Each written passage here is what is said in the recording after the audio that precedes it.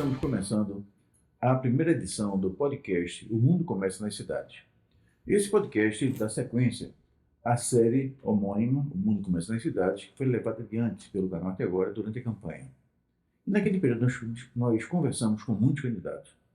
E um deles foi o candidato que dá início a essa nossa série. Então nós ficamos com muita honra, muita alegria, dando início a uma conversa com Jô Cavalcante, vereador do Recife, eleita pelo PSOL, que seguramente vai dar muito aperreio àqueles que não gostam de uma boa política e muita alegria àqueles que querem fazer da política um gesto de revolução e transformação social.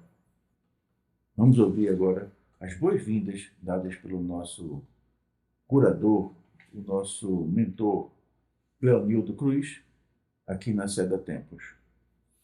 João, é um prazer nós recebermos você aqui no estúdio da Tempos Comunicação. Você participou, foi uma das candidatas a participar da série O Mundo Começa nas Cidades. Eu e Alexandre estamos muito felizes, não só nós dois, certo? Não só os nossos ouvintes, telespectadores, mas o povo do Recife está feliz porque você é uma vereadora eleita pelo povo. Qual foi sua votação, Jô? Foi 7.619, eu acho. Eu ainda nem me debrucei ainda sobre isso, porque foi uma campanha muito desafiadora, né? Uma campanha feita a várias mãos, com muito brilho no olhar, né? Muita vontade de estar disputando essa eleição e assim com pouco recurso, mas a gente foi para cima e conseguimos esse resultado. E assim, o movimento, né, eu acho que os movimentos sociais ganham muito com isso, né? O pessoal sabe que a gente faz uma política olho no olho, com o pé no chão, com responsabilidade, que é importante a gente ter, né, para fazer a boa política. Alexandre sempre começou a série perguntando quem é o candidato e quem é a vereadora Jô Cavalcante, eleita, vereadora agora. Eu sou Jô Cavalcante, nascida e criada no Morro da Conceição, né, ex-moradora também dos Coelhos. Sou mãe de Gabriel, eu tenho um adolescente de 17 anos. Sou coordenadora nacional do Movimento dos Trabalhadores Sem Teto e fui deputada estadual pelo mandato coletivo das juntas e hoje sou vereadora do Recife. Ô João, a gente ouve falar sempre que as campanhas são muito difíceis. Sim. Muito difíceis. E evidentemente que o grau de dificuldade aumenta quando a gente tem menos recursos para gastar. Eu queria que você contasse, assim, rapidinho, como é que foi a sua campanha.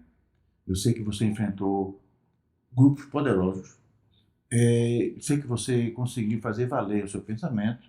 Eu queria que você contasse, assim, para a gente como é que foi a sua campanha. Então, foi uma campanha militante, né? Que é o que a gente faz no dia a dia, né? Acho que a gente tem um grupo muito organizado dentro do PSOL, que é o movimento social que eu faço parte há 8 anos, né?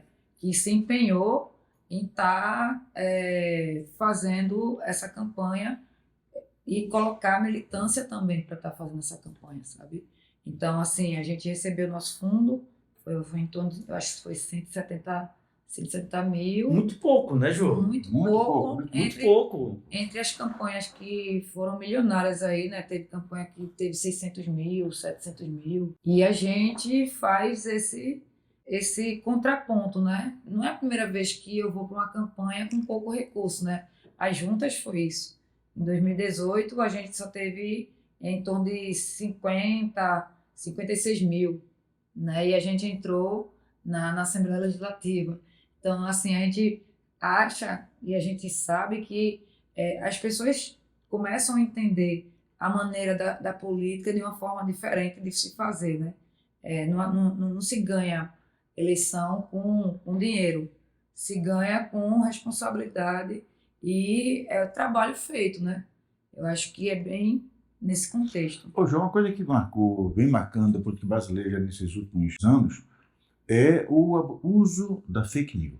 A fake news ela vem contaminando a política e, infelizmente, ela parece que ela sensibiliza o eleitorado. Ela diz as maiores mentiras e as pessoas acreditam. Né? Quer dizer, o esforço para se desmentir uma mentira é muito grande. e se gasta uma energia uma energia desnecessária que talvez pudesse ser empregada em outro esforço.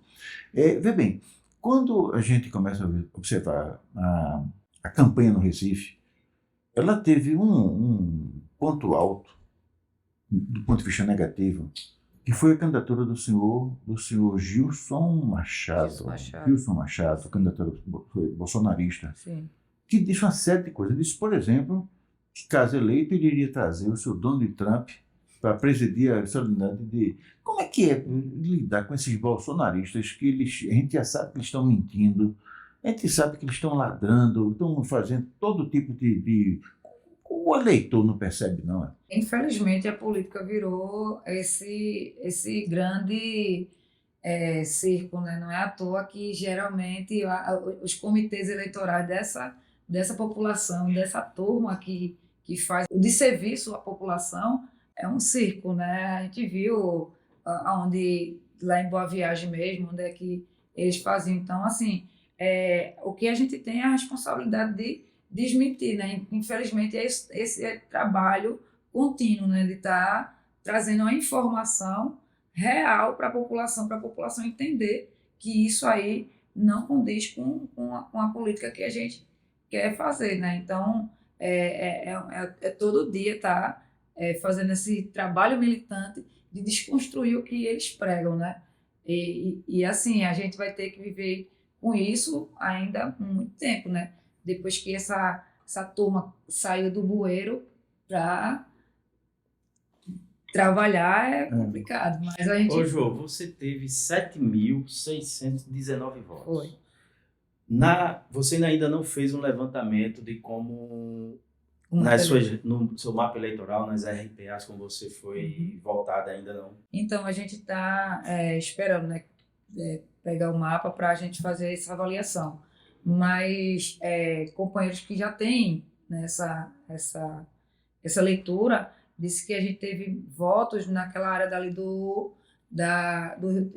daquela comunidade ali, Totó, GPO. Então, assim, a gente não teve só o voto da classe média, né, que é historicamente, que é um voto importante, que é o voto de opinião, mas a gente teve uma incidência nas bases. Então, a gente vê isso como positivo, que é o que a gente se propõe, né? A gente está dentro das comunidades, está lá fazendo esse trabalho. Todas as classes sociais, pelo trabalho que o pessoal faz, um trabalho de conscientização política, veja, você só teve 100 e poucos mil, 100 e poucos mil reais do fundo partidário, muito pouco para quem já foi deputado estadual pelas juntas, né?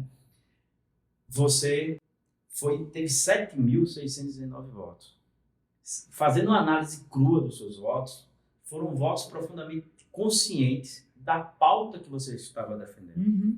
Quais foram as principais bandeiras no período de pré-campanha e campanha você levou às comunidades que convenceram 7.619 pessoas a votarem em você? Eu acho que que não venderam o seu voto, votaram de forma consciente. Isso é o bonito da sua candidatura, Ju. Então, eu acho que é o trabalho que eu faço, né, há 10 anos nos movimentos sociais, né? Eu fui no Sindicato dos Trabalhadores Ambulantes, né, desde 2013, quando eu comecei a trabalhar na rua, né, como ambulante. Então, saindo desse processo do sindicato, eu entro num movimento social por conta de que eu perdi minha moradia nos Coelhos, quando eu morava nas Palafitas. E aí eu acho que é isso, né? Eu não chego na política hoje, como o pessoal diz, né?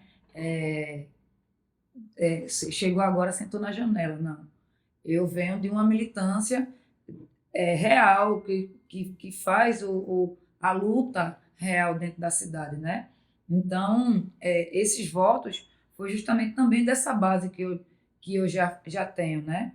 A gente tem uma vitória agora, que é a pauta central da nossa campanha, que é a questão da moradia, que a gente conseguiu 350 habitações para as famílias que estavam em processo de despejo. Para além disso, a gente também tem uma incidência dentro do movimento de mulheres, né? Eu sou da Rede de Mulheres Negras de Pernambuco, e a gente dialoga com as feministas aqui da cidade. A gente tem uma luta histórica, né, sobre a questão do direito da mulher, da representação dentro do espaço eleitoral, né? de como ainda é pouco representativo esse espaço da mulher dentro dos espaços de decisão. Então, venho do movimento feminista, eu me identifico como uma feminista popular, né, que vem das lutas populares. Então, é isso. Não é só o projeto só, a cara. É um projeto de sociedade que a gente visa para a Câmara Municipal, né? Pois é, João, uma coisa interessante, você vive uma luta, você tem uma história, você não chegou agora. E aí eu queria que você comentasse um pouquinho, uma coisa muito rápida, não passando, desses candidatos que não têm história alguma e caem de paraquedas na vida pública de uma cidade, deixando muito claro que eles representam interesses que não são os populares. Sim. Vou citar um exemplo, que não é Pernambuco, não é nosso aqui, mas eu acho que vale a pena pelo menos destacar. Tem um cidadão chamado Jair Renan. Jair Renan. É um nome, é o mais novo é um de nome que eu Bolsonaro. nem sei, aquele pessoa nem eu procuro nem decorar o nome daqueles caras, né? Mas é esse mesmo, você já sabe, né? Ele foi candidato em Balneário Camboriú. Primeira eleição dele. Que é o filho de Bolsonaro. Não tem nada, ele nunca pegou um prego. Né? Ele não só se elegeu, como tirou férias. Tirou férias. Ou seja, deixando claramente uma mensagem para o mundo, não é só para a cidade dele, Sim. de que o homem público pode exercer mandato sem nenhum tipo de compromisso com a comunidade, com a população. Eu queria que você comentasse um pouquinho sobre essa figura, a figura do candidato que chega, assume um mandato e tira férias. Férias por 4 anos, me parece. Infelizmente ainda acontece, né, no Brasil esse tipo de atitude. São candidatos que não têm compromisso real com a população. E assim, vem do histórico, né? A família, sim, tem os irmãos que têm essas práticas, né? Vem o pai também, que a gente não precisa nem falar quem é, né, a figura, né, que usava cartão corporativo para estar fazendo viagens, enfim, né, que contra a democracia, né? Então, assim, acontece muito esse tipo de gente que só usa o poder para estar no poder, né? Não tem proposta, não tem discernimento do que a população realmente precisa. Então, esse tipo de político ainda se perpetua porque ainda tem uma sociedade ainda que talvez ou por não saber ou talvez por se encantar com esse tipo de gente, né? Você acha que esse tipo de comportamento teria alguma chance de prosperar se o eleitorado fosse melhor preparado politicamente? Eu acho que se o eleitorado tivesse uma base social de formação política, sabe? Eu acho que a gente estaria num país totalmente diferente, né? Eu acho que a gente tem exemplo, né? Fora do Brasil. Agora, sim, tem um cenário que a extrema-direita no mundo todo está se fortalecendo, né? E então o campo progressista tem que estar o tempo todinho se munindo também de instrumentos para ir para cima, né? Que isso é um projeto de poder, né? Então isso está se perpetuando no mundo todo. A gente viu agora a eleição de Milei na Argentina, né? A gente está vendo agora a tentativa de golpe na Colômbia. Então a esquerda e o campo progressista tem que estar atento a esse tipo de movimentação. E aí a gente vê que se não tiver uma formação política dentro da base... Eu sou muito tentado a levantar esses temas gerais, mas eu noto que o nosso diretor, Leonildo Cruz, está muito preocupado com a nossa cidade. Aí eu vou fazer uma perguntinha. Nesse espaço, você vai tomar posse daqui a pouco. Você já está com algum projeto em mente do Recife? Então, a gente tem um projeto, né, que foi desenvolvido, né, que é das cozinhas solidárias. A gente acha que pode ser possível, porque já é uma política nacional, né? Guilherme Boulos foi o criador das cozinhas solidárias na época da pandemia, o movimento social, e aí foi um projeto que deu certo, dá certo. Agora mesmo nesse processo das cheias no Rio Grande do Sul, as cozinhas solidárias foram essenciais para chegar comida nos territórios que estavam precisando. Então, a gente vê que é uma política que dá certo. A gente tem as mãos solidárias, que é do MST também. Tem essas políticas de combate à desigualdade, de combate à fome, que já é projetos que são aprovados pelo governo Lula. Então, a gente aqui pretende em lutar para que nessa gestão da gente em 2025, que a gestão direcione um valor para criações de cozinhas solidárias dentro das comunidades. Dentro do próprio orçamento municipal. Dentro do orçamento municipal, que a gente sabe que é possível, porque já tem uma política nacional e tem como fazer parcerias com organizações do terceiro setor, tem o investimento federal. Então, assim, é possível fazer, né? E o que entristece ainda é que a gente hoje tem uma cozinha solidária que é do MTST, que a gestão finge que não existe, que é um terreno que é da própria gestão, que estava abandonado e hoje funciona como cozinha solidária. O MTST tem quantas cozinhas solidárias no Aqui Recife? em Recife tem 2. Nenhuma até então teve apoio e tem apoio do governo municipal. Não. Lamentável, né? É lamentável. Agora me diga uma coisa, Ju. Você estava no parlamento estadual como deputada de 2019 a 2022. Um mandato propositivo. Você chega com muita bagagem. Essa experiência, em que vai servir agora para o parlamento, para a Câmara Municipal? Como é que você vai trazer essa experiência de como deputada estadual e agora vereadora de uma área territorial que é a base do movimento do MTST? O nosso projeto é justamente as cozinhas solidárias, mas para além das cozinhas solidárias, a gente quer também fortalecer a questão das trabalhadoras informais, né? Tipo a renda básica. A gente fez isso nas juntas. A gente apresentou em Pernambuco um projeto de renda básica, né, que beneficiava na época da pandemia ainda. Mas, infelizmente, né, o nosso ex-governador ele sentou em cima do nosso projeto e não fez. É um projeto parecido com o do Eduardo Suplicy, a renda básica de cidadania? Sim. A gente fez um levantamento na época de tirar dentro do orçamento do turismo, na época que não estava funcionando, na pandemia, tirar o valor, um investimento do valor da Secretaria de Turismo para fazer renda básica para a população que estava mais carente aqui em Pernambuco, porque a gente identificou que em Pernambuco tinha famílias que ganhavam em torno de 0 a R$ 84. Então, essas pessoas estavam passando fome na época da pandemia. E aí a gente desenvolve esse projeto, apresenta o projeto, e aí o governador pega o projeto e não implementa. É sobre esse tipo de dificuldade que a gente tem na questão do diálogo, quando eu venho falando, sabe? Que a gente tem proposta boa que pode fazer em parceria.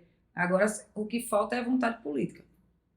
Além da moradia, Alexandre, conversando com a Alexandre, para além da moradia e das cozinhas solidárias, quais foram os outros eixos da tua campanha?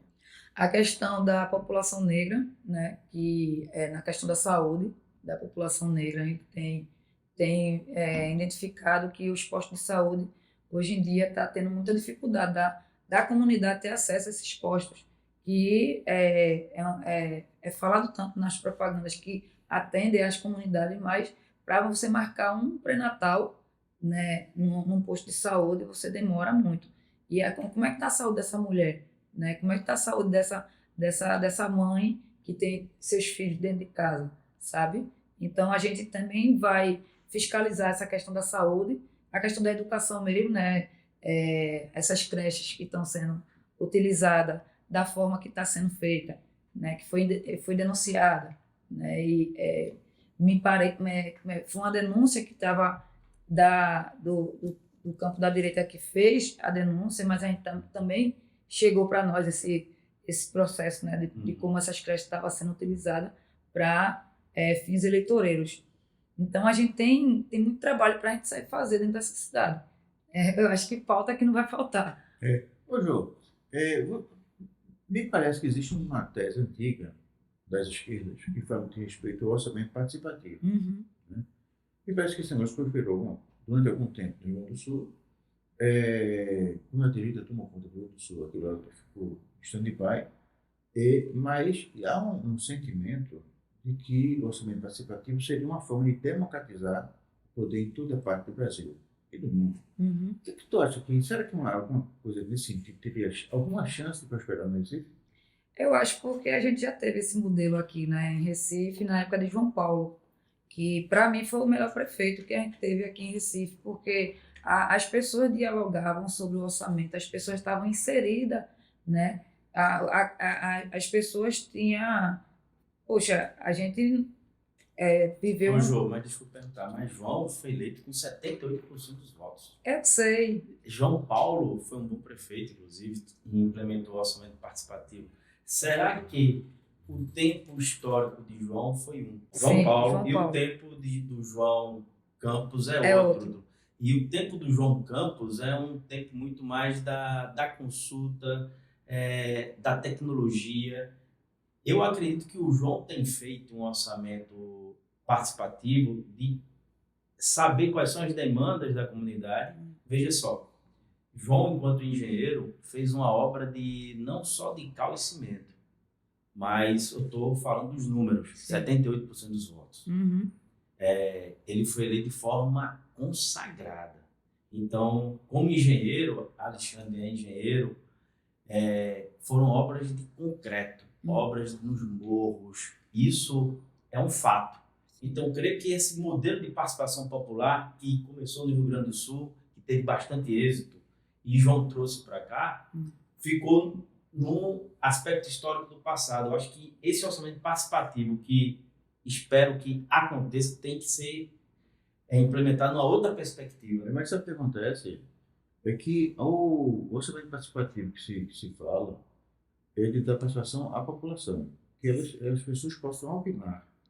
Porque quando a gente incorpora inovações tecnológicas, começa a dizer, não, a inteligência artificial diz que o cara pensa aquilo.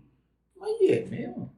Então, na realidade, assim, o sonho dos democratas, por todo mundo, é fazer com que as pessoas possam ser consultadas. O instrumento de consulta é que pode variar. A participação popular, né? Exato. Que é uma das demandas da esquerda, né? Quando... E se a participação popular for pelo aplicativo? Mas o problema é que não funciona. Quem é que tem acesso?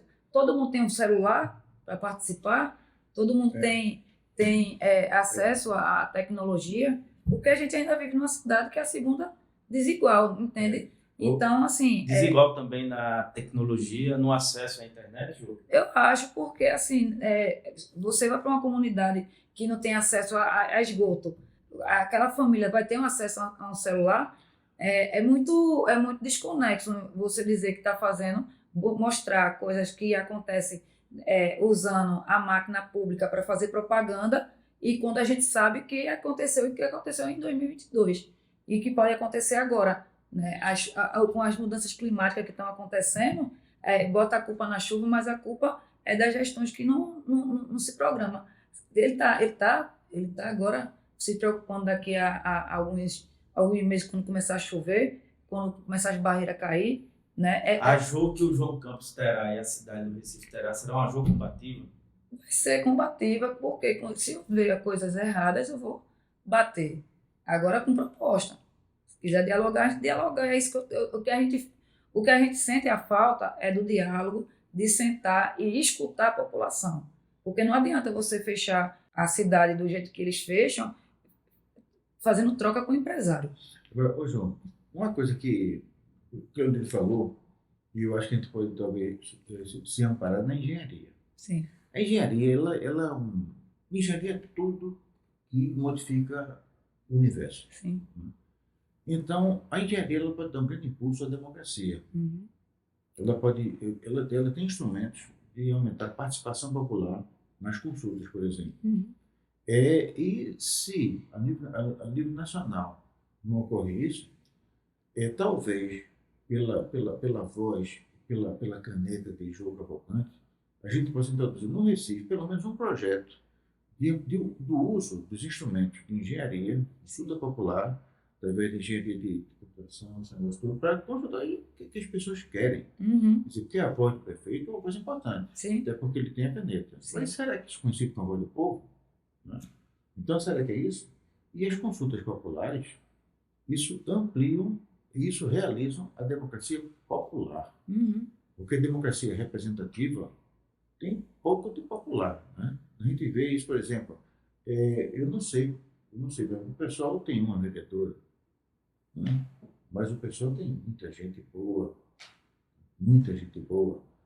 Talvez, se a gente tivesse uma forma de usar os instrumentos já existentes de engenharia, a gente pudesse fazer com que a democracia não fosse apenas representativa, fosse também uma democracia popular, evocando e trazendo de volta a definição da democracia.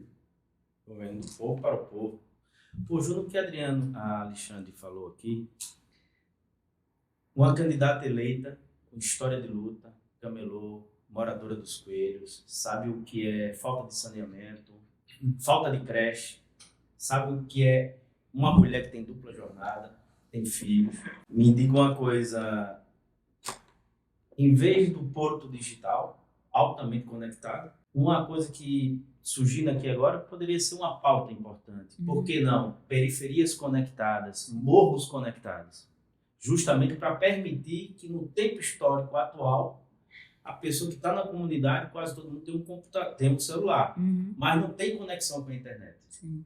E se tem, é com poucos dados. Então, navega para estudar um pouco, a internet acaba. Então, por que não pensar em periferias e comunidades conectadas? Para justamente ajudar a gestão, para que o jovem, o adolescente, a família, a mãe de casa, o trabalhador, todo mundo possa opinar o que querem para a sua periferia e sua comunidade.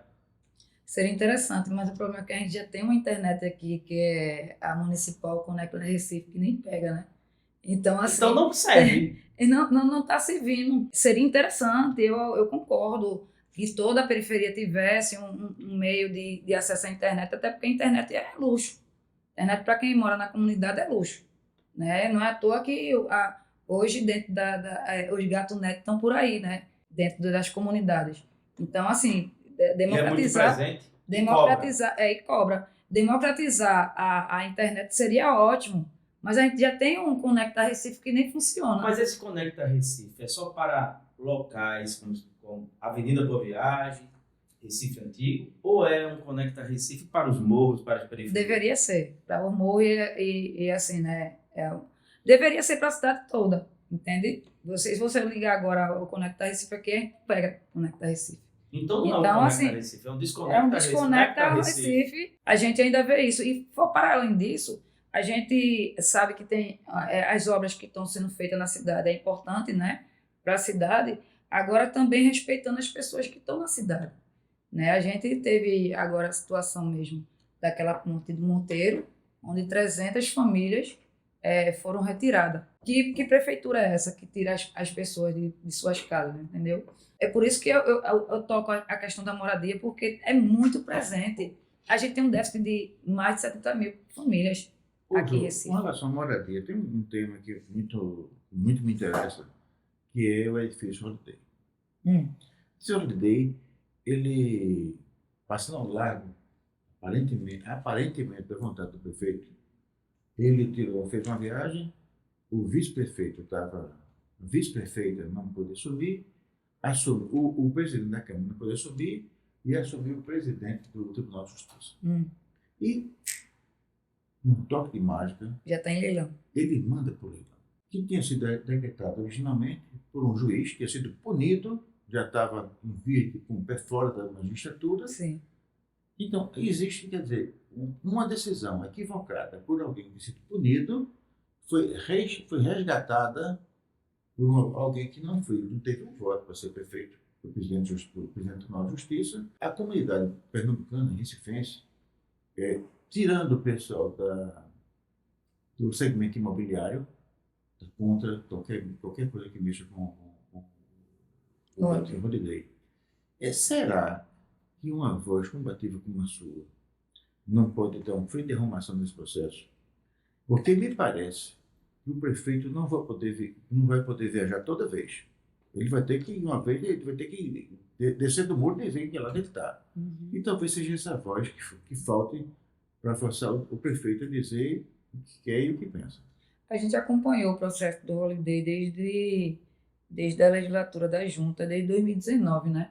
E aí, assim, é um processo muito triste, porque em vez de investir na revitalização do patrimônio que tem, né, que é um prédio histórico, uma das arquiteturas mais importantes aqui de Recife, e aí foi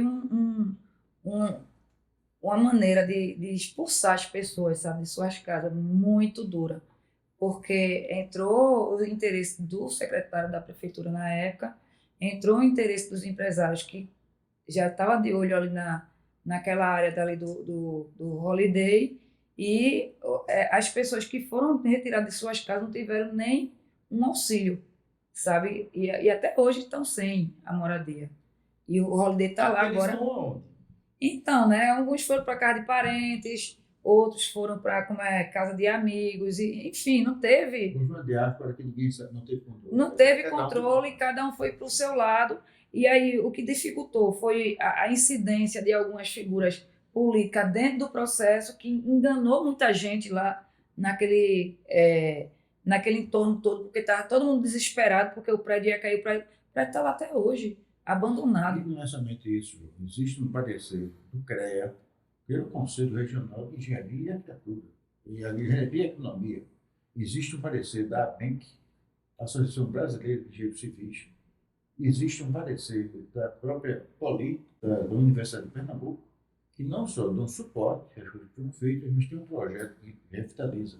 E mais ainda, existem recursos garantidos junto à Caixa Econômica Sim. Federal para financiar. E eu não entendo que diante de tudo isso, o que a Prefeitura ainda alega para não restabelecer e dar curso que você propõe. É isso. Então, assim, a gente tentou, na época, né, ainda entrar com um pedido de tombamento, mas não condiz com a política do IFAM. E aí terminou que muita gente também... É porque, assim, é fogo quando você está num processo em que você está vendo a derrota e não está vendo uma saída, né? E aí as pessoas, as lideranças que estavam naquele momento ali, subiram também, né? Qual foi a decisão final? A decisão final foi que o prédio não poderia ter, a não ser que tivesse uma avaliação da engenharia. Aí entrou uma turma para fazer o processo lá do prédio e terminou que, no final, aconteceu isso, né? O prefeito viajou, aí no entardecer da noite, o prédio está indo para leilão. Vai para leilão e os moradores de lá vão receber Não, mas uma pouco moradia? importa. Não. Não, pouco importa. Indenização? Não, nada disso. Pouco importa. A grande realidade é o seguinte: a autoridade que autorizou a leilão, ela não tem suporte, não tem legitimidade para isso. Porque não foi prefeito eleito, Uhum. né? Não tem mandato. Foi um presidente de um tribunal de justiça, que entrou para cumprir uma determinação judicial, né, legal, porque os outros estavam na cadeia do comando. Não podiam, o prefeito viajou, o vice-prefeito não podia existir, o presidente da Câmara não podia existir. Foi quem? O presidente. E ele toma a decisão, que ele já sabia que não podia, ele sabia que não podia. No processo, não existe uma única palavra. E é irreversível, Alexandre? Na política na política pode ser revertida, né? Só basta a vontade. Então eu acho que uma voz como a de Jô, Ele não está querendo retrofitar a cidade, porque não coloca exatamente. Certo, sobre esse tema do retrofit de Recife, o déficit habitacional é enorme na cidade do Recife. Uhum. Você já falou desses números. Você representa vários trabalhadores informais, ambulantes do centro da cidade do Recife. Por que não pensar também um percentual para esses trabalhadores? Como é que vai ser esse embate? Você percebe que há sensibilidade do João sentado em segundo mandato para debater esse tema, junto com você que representa os trabalhadores informais, João? Então, a gente está esperando isso até agora, né? Porque o diálogo ainda não está consolidado dentro do processo. Então, assim, estou esperando também a gente terminar esse segundo semestre, né? Que vai ter a eleição de São Paulo ainda, para ver se ele está disposto a sentar e a gente dialogar sobre essa parcialidade, que é uma luta histórica do movimento social, né? Que foi nós que identificamos que dentro da cidade tinha 40 edificações que estavam devendo IPTU altíssimo. Não é à toa que o prédio, em 2018, que foi o símbolo, né, da luta dentro da cidade, está até hoje fechado, e não é das lutas do movimento social, da questão de ter moradia no centro, E é lógico que, se ele estiver disposto a sentar, a gente vai falar sobre nossa população que precisa de moradia. João Campos pode contar que haverá muito trabalhador ambulante, informal, na sede da prefeitura, reivindicando o direito de moradia para o centro? Eu acho que assim, o movimento social que faz o planejamento, né? Eu acho que se o movimento social entender que tem que ter luta, eu acho que vai ter luta. E sobre um momento só, Alexandre. Sobre essa composição da Câmara de Vereadores, veja só, o João Campos fez 36 vereadores, a oposição fez 10. Você acredita que, em alguns momentos, essa pauta de moradia, alguns parlamentares da oposição vai se juntar a vocês? Eu acho que a moradia é uma pauta que sensibiliza muita gente. Então, assim, é lógico que a gente vai ter que dialogar para ter maioria para os projetos passarem. A Jo não é uma Jo radical, é uma Jo que dialoga. Até porque, assim, eu acho que dentro do processo democrático, né, a gente tem que conversar, entende? Mas, assim, é lógico que eu não vou perder minha essência enquanto militante política que sabe o que está fazendo ali, né? Mas uma coisa que eu acho que a gente não pode esquecer é que não se pode imaginar que alguém seja contra a habitação popular. Existe naturalmente um preconceito, mas a construção de moradias populares é um jogo de soma maior reserva. O que interessa as empreiteiras, as construtoras que vão construir as casas, interessa os profissionais que vão ter os empregos, interessa aqueles que vão ter as casas. Então, se a impressão que eu tenho é que se a liderança do segmento, no caso do João Cavalcante, procurar os segmentos que constroem casas, os segmentos que precisam das casas, tem como prefeito ser contra. Eu vou ser contra todo mundo. Não é? Sim. Então é uma questão de articulação. E eu tenho a impressão que o Recife tem os terrenos necessários, eles sejam bem tratados, para a gente não poder também comprometer a drenagem no meio ambiente. Mas existe como resolver muita coisa. Ele está agora com um projeto aí na área da Marinha para a construção de habitação. Então, assim, qual é a dificuldade dele acelerar a fila das pessoas que estão precisando de casa, que estão no auxílio moradia de R$300 há muito tempo, entende? R$300 não é nada. R$300 Você não dá. acredita que a pauta ideológica vai contaminar essa defesa legítima por moradia? Veja, aqui em São Paulo, você é do mesmo partido do Boulos. Sim. Sem querer tratar ainda da eleição nacional. Uhum. Você é do MTST. Na Assembleia Legislativa, você em algum momento foi taxada de invasora pelos deputados conservadores da direita? Sim. Você acredita que nesse mandato agora como vereadora, olha que a oposição na eleição passada tinha 3, fizeram 10 vereadores. E vereadores assim que durante a campanha eles vestem a camisa do conservadorismo e vestem a camisa da direita. Eu costumo dizer que essa direita é uma direita da ultradireita. Então, a questão ideológica, você acredita que eles vão partir para cima de você para taxar você, rotular invasora? Você está preparado para isso, para desmistificar que você defende moradia? Eu acho que eu estou, porque eu já passei por isso na Assembleia, né? Eu passei 18 meses para passar um projeto, que era o projeto Despejo Zero, que na época da pandemia estava tendo muito despejo. Despejo zero. 18 meses? Foi, a gente passou 18 meses para passar esse projeto. 2 anos. E aí eu tive embate com um deputado que me processou, né, dizendo que eu não sabia o que eu estava fazendo. Quem foi o deputado? Eu não gosto nem de falar, mas ele era o piolho de Bolsonaro aqui nas eleições. Foi só sendo o piolho de Bolsonaro mesmo, para ser contra a moradia, né, João? E aí, assim... O piolho de Bolsonaro. Piolho de Bolsonaro. E aí, assim, mas a gente, com os movimentos sociais, né, com a luta dos movimentos sociais, a gente conseguiu passar o projeto que garantiu com que 460 mil famílias não fossem despejadas. 460 em plena pandemia. Famílias não que fossem... absurdo, Alexandre. Não fosse... Em plena pandemia, foi inclusive na pandemia que Alexandre construiu e criou o canal Arte Agora. Não foi isso, Alexandre? Exatamente. E aí a gente conseguiu passar o projeto, né, na Assembleia, com voto contra dessa turma fundamentalista, mas que a gente teve maioria, justamente a bancada que era de maioria na época da Assembleia era do PSP. Agora, ô João, O Brasil hoje, ele está diante de uma espécie assim, de esquizofrenia. Uhum. A população, é inegável que ela tem recebido assim, uma série de políticas públicas que favorecem os seus próprios interesses. E por uma dessas maluquices que as redes sociais explicam, as fake news, as bolhas de desinformação, faz com que partidários da benefício zero tenham voto. Uhum. E talvez a maior expressão desse fenômeno seja a eleição em São Paulo. São Paulo teve assim, o primeiro turno, em que um cidadão chamado Pablo Marçal, que nem sabe de onde vem, de onde apareceu, tá certo, mas o fato é que esse cara, sem dizer nada com nada, teve 20% de voto.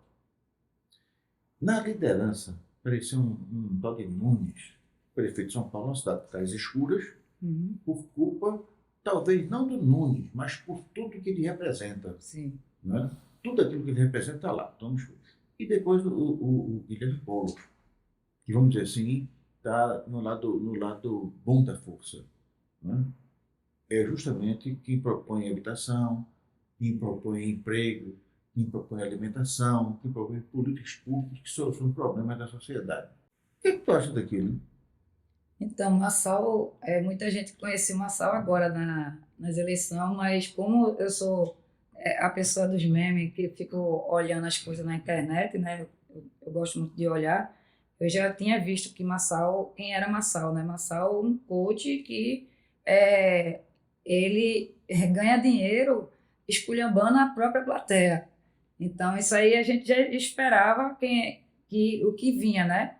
Não é à toa que ele, quando já começa a eleição, dizendo que ia querer debater com o Guilherme, né? E aí usa a questão de dizer que Guilherme tinha problema com droga, essas coisas todinhas, porque ele sabe que é uma pauta que a esquerda ainda debate, né? Que é a descriminalização das drogas, e aí ele quis colocar Guilherme nesse local. Só que é novo, né? Teve essa ascensão, mas ele teve o tempo dele.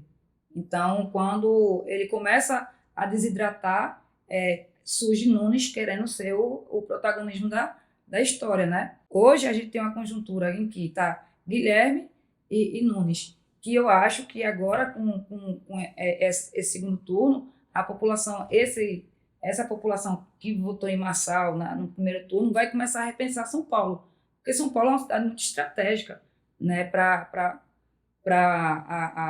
a política brasileira. Então, dentro desse sistema, eu acho que Guilherme pode ter um crescimento, né, sem Marçal estar atrapalhando. Até Você porque não acredita que, já falando do Pablo Marçal, tem eleição que você perde. Tem eleição que mesmo você perdendo, você Ele sai ganha, maior ele saiu do que maior. entrou. Ele sai maior. Você não acredita que ele não saiu maior do que entrou? Ele sai maior, mas assim, a política vai passando. Se ele não continuar nos Uma holofotes... coisa que eu percebo, Jô, fazendo a análise das eleições em São Paulo, Uhum. ele saiu maior do que entrou. Ele divide o campo da direita Sim. e da outra direita. Um percentual deverá ir, basicamente, o pessoal mais ideológico para o Nunes. E espero que, com esse apagão que São Paulo está tendo de energia, os eleitores que votaram no Marçal percebam que votar em Nunes é votar numa cidade apagada, é votar numa cidade às escuras, possam migrar de fato, embora tenham votado no Marçal, possam votar no Boulos. Mas o cenário nacional que eu vejo, já pensando aqui as eleições nacionais, a esquerda perdeu. Não, isso. A esquerda perdeu. Quando a pessoa diz o centrão, não é o centrão. O centrão sempre teve. É a direita. Vou dar um exemplo. Quando teve a direita e a extrema direita. A extrema direita que é a novidade.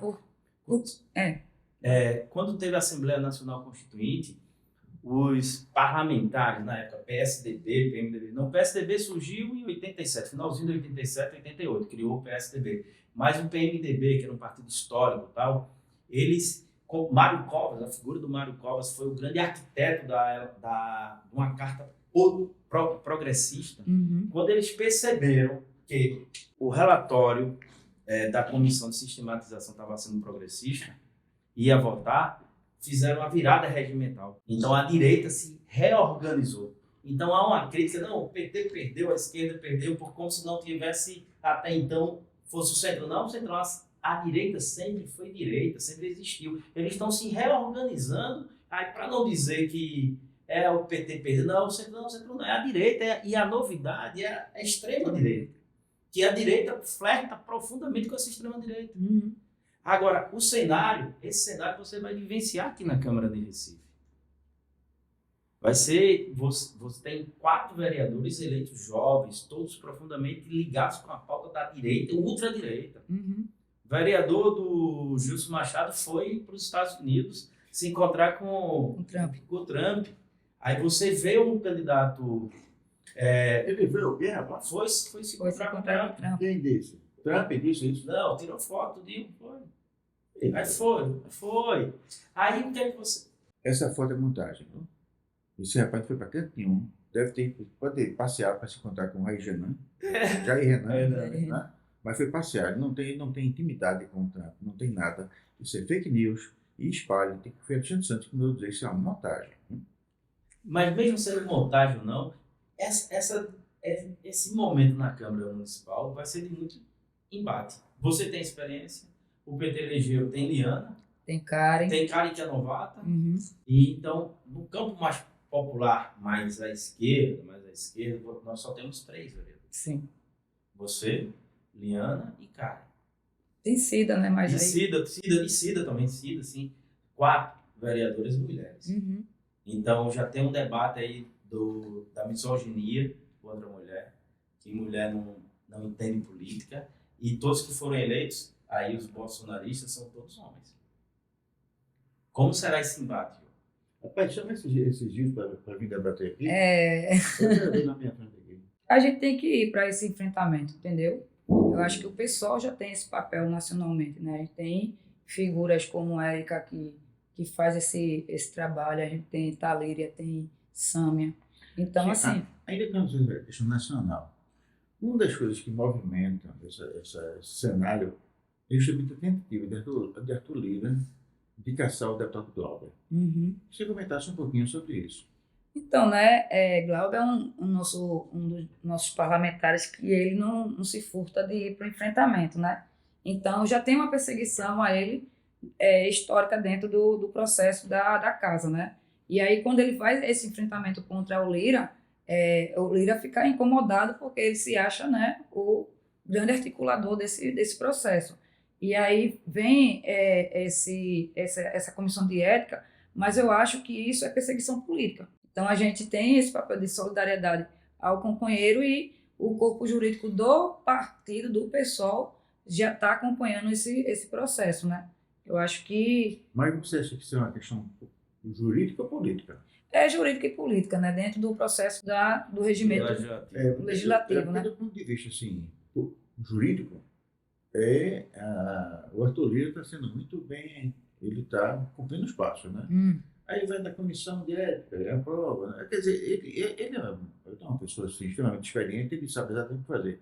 Eu não sei se politicamente ele terá coragem de levar a expulsão, a quebra do mandato do Glauber até o fim. Eu acho que ele não acho que não, porque ele ficaria desguarnecido em relação a outros casos semelhantes. É isso, até porque, né, teve o processo daquele bolsonarista que hoje está preso, Alexandre...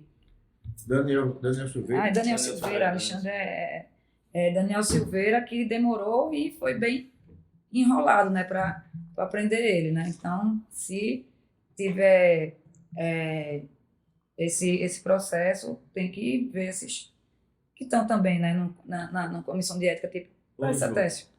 Já que a gente está falando do cenário nacional da Câmara, de Arthur Lira, tem uma fala de um ex-presidente da Câmara Federal, João Paulo Cunha, que foi cassado e tal, ele coloca o seguinte, aí eu estou com os números aqui, a fala dele é o seguinte, não sei se você já chegou a ouvir, que o resultado das eleições municipais mostrou um cenário do fortalecimento do Centrão, que não é do Centrão, é da direita, vamos dar nome aos bois, é da direita. O PSD, o Partido Kassab, elegeu 878 prefeitos. O MDB, que não é o mesmo MDB histórico, que nós conhecemos, doutor Fernando Coelho e outros, 847 prefeitos. O PP, 743. União Brasil, 578. O PL, 510. Republicanos, 430. PSB foi o partido de esquerda mais votado, 309. O PSDB, que está no campo da direita, 269. O PT, 248. O PDT, 148. Então, na fala dele, vendo esse cenário, o presidente Lula deveria trazer o presidente da Câmara, Arthur Lira, para o governo, sinalizando que ele deveria ser ministro do governo. Como é que você analisa isso e qual será o posicionamento do partido, do pessoal, caso o governo Lula, que é um governo de coalizão, é um governo de uma grande frente, inclusive vários partidos aqui estão no governo federal, ele resolva trazer o Arthur Lira para representar essa fatia do eleitorado brasileiro que ficou muito mais à direita, no aspecto político.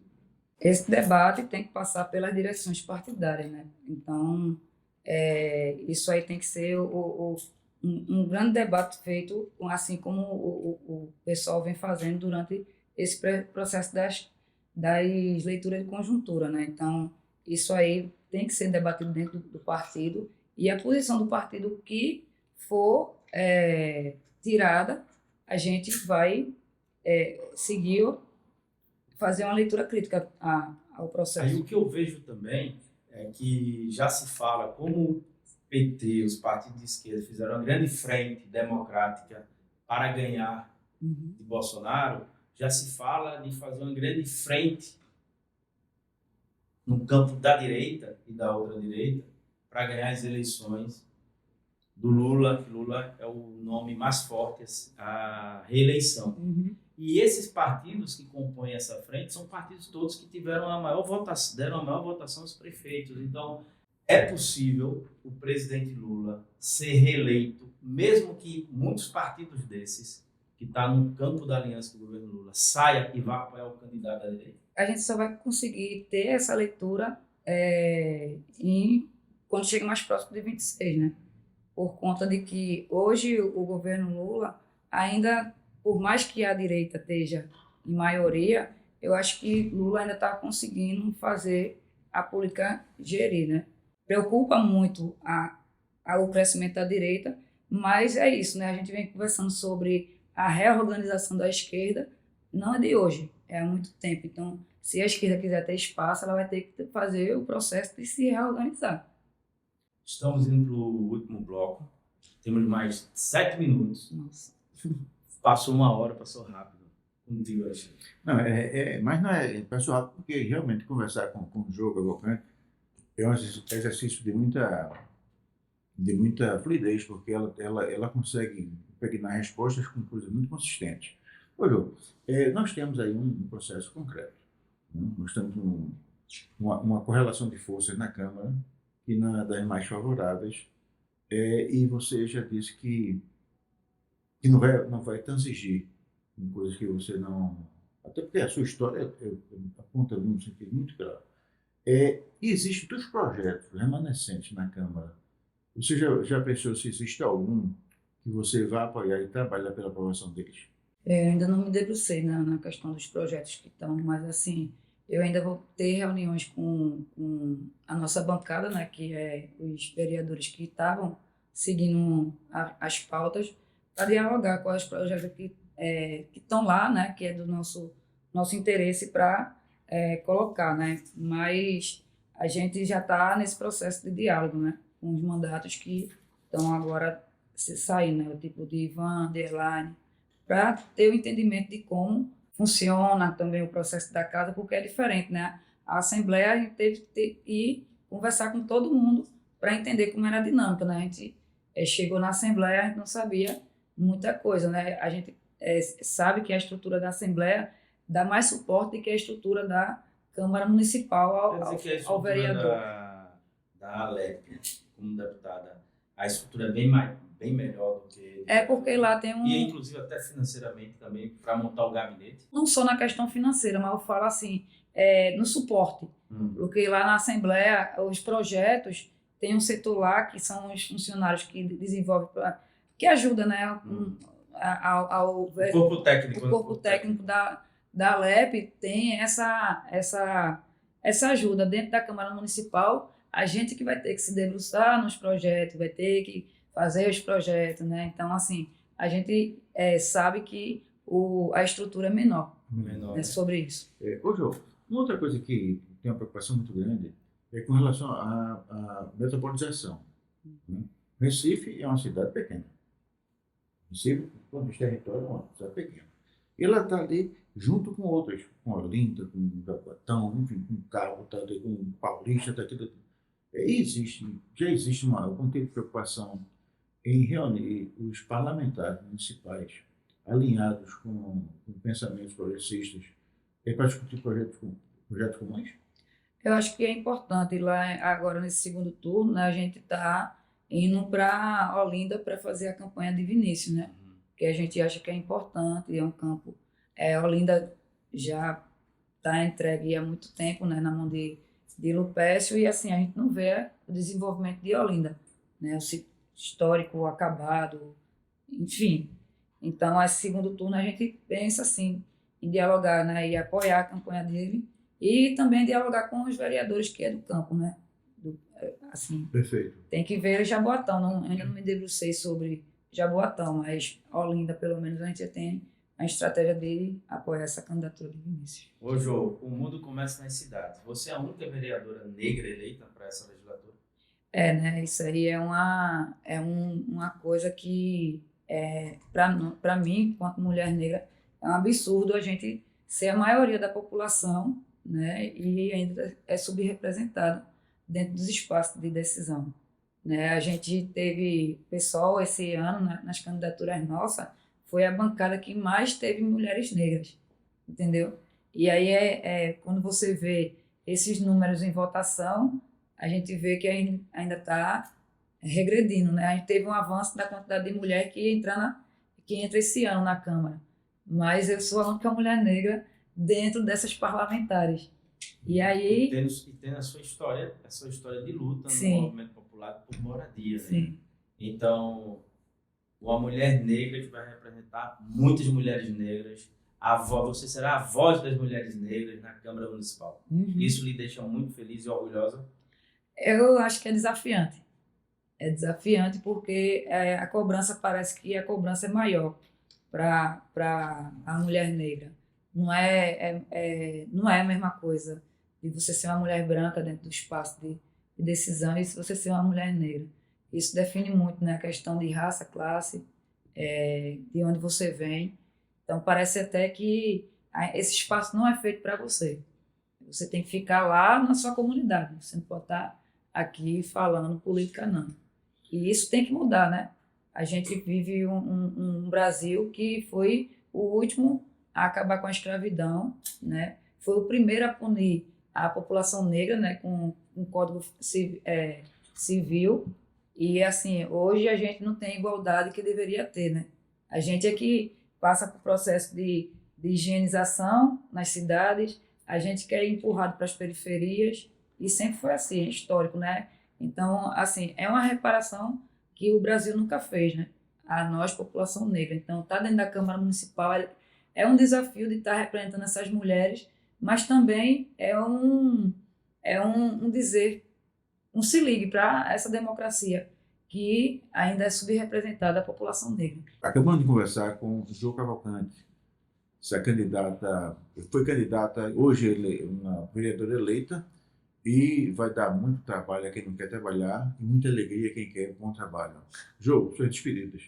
Eu agradeço novamente ter conversado com vocês. Eu espero que tenha deixado assim, né, claro que a proposta desse mandato que é fazer na cidade é um mandato que vai ter várias mãos, né, como eu falei, não dá para fazer política sozinha. Então, vou estar munida dessas pessoas que acreditam que a gente pode fazer um Recife diferenciado. Alexandre, Jô, o mundo começa nas cidades, com a primeira mulher negra eleita vereadora da cidade do Recife. Nosso muito parabéns, estamos torcendo pelo seu mandato e estamos sempre às ordens, né, Alexandre? Exatamente. Bom, nós estamos de fato chegando no final. Agradeço bastante a audiência e vamos em frente. O mundo começa na cidade. Boa noite.